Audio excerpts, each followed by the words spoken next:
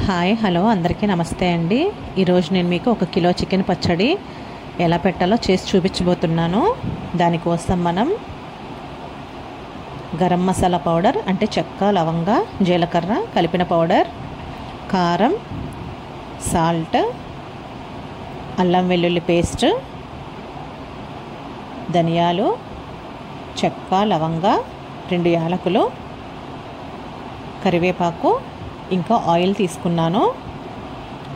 ఇప్పుడు 1 కిలో చికెన్ని నీట్గా వాష్ చేసుకొని అందులో పసుపు, సాల్ట్ వేసుకొని కలిపి పక్కన పెట్టుకున్నాను. లాస్ట్లో మనం వేయడానికి నిమ్మకాయలు తీసుకున్నాను. ఇప్పుడు స్టవ్ ఆన్ చేసుకొని మనం తీసుకున్న 1 కప్పు ధనియాలు, చెక్క, లవంగ, యాలకులు 3ని కూడా ఫ్రై చేసుకుంటున్నాను. ఇలా నీట్గా ఫ్రై చేసుకొని అవి దోరగా వేగిన తర్వాత కొంచెం చల్లారనివ్వాలి. ఇప్పుడు వీటిని మనం మిక్సీ పట్టుకుందాము. ఇలా ఫైన్ పౌడర్లా చేసుకోవాలి. ఈ పౌడర్ని పక్కన పెట్టేద్దాము.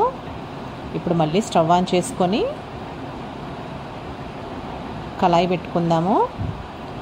మనం ఉప్పు, పసుపు వేసి పక్కన పెట్టుకున్న చికెన్ని కళాయిలో వేసి ఆ నీరంతా ఇంకిపోయే వరకు కూడా మనం ఇప్పుడు ఫ్రై చేస్తున్నాము. ఎందుకంటే డైరెక్ట్గా ఆయిల్లో వేసేస్తే ఈ వాటర్ కూడా ఆ ఆయిల్లో కలిసిపోతుంది కదా, అప్పుడు మనకి చికెన్ పచ్చడి ఎక్కువగా నిల్వ ఉండదు. ఈ ఆయిల్ లేకుండా ఫస్ట్ ఈ ఫ్రై చేసిన చికెన్ బాగా వేగిపోయిన తర్వాత ఇప్పుడు 1 కప్పు ఆయిల్ వేసుకుందాము.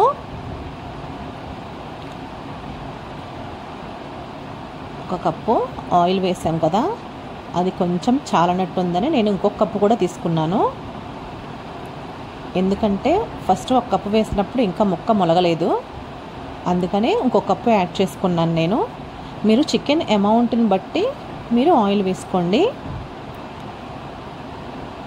దాన్ని మూత పెట్టేసి ఒక 5 మినిట్స్ ఆగిన తర్వాత తీసాను నేను.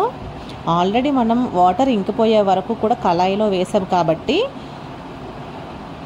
ఇప్పుడు వాటర్ అనేది మనకి ఆయిల్లో వేసిన తర్వాత మనకి పైకి తేలకుండా ఉంది. అదే డైరెక్ట్గా వేసేసినట్లయితే మనకి అంత తొందరగా వేగదు ముక్క. ఆల్రెడీ నీరు ఇంకిపోయిన తర్వాత వేసాం కాబట్టి ఒక 10 to 20 మినిట్స్ పడుతుంది.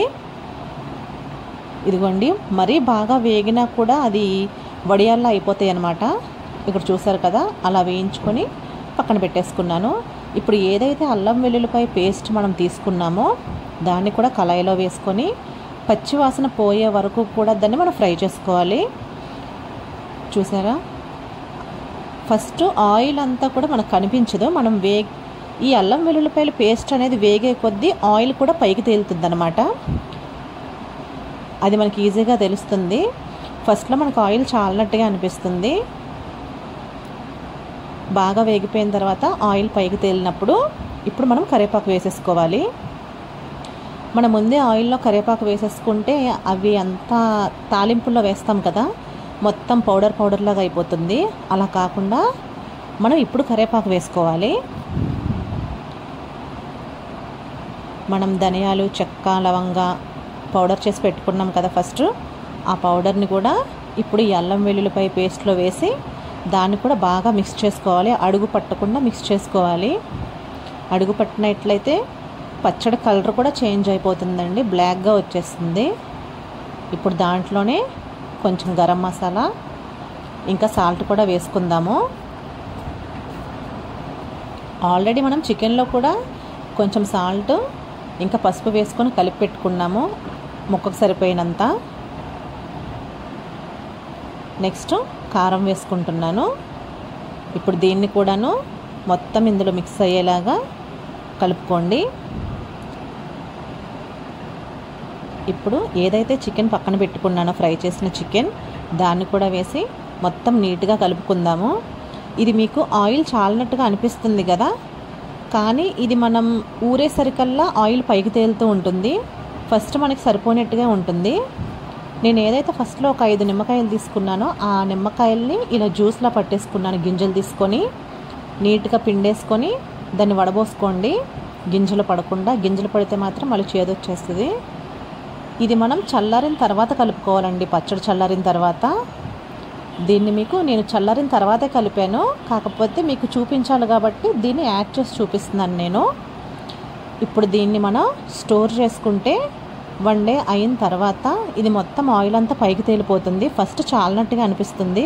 ఇప్పుడు దీన్ని మనం అన్నం తీసుకొని అన్నంలో వేసుకొని టేస్ట్ చూద్దాము. ఒకవేళ సాల్ట్ చాలకపోతే మీరు నెక్స్ట్ యాడ్ చేసుకోవచ్చు దాన్ని.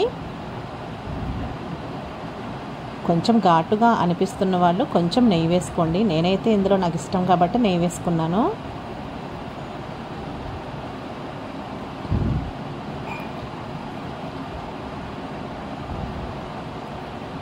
కలర్ఫుల్గా కనిపిస్తుంది కదా. పచ్చడి ఎప్పుడు కూడా స్పైసీగా ఉంటేనే బాగుంటుంది.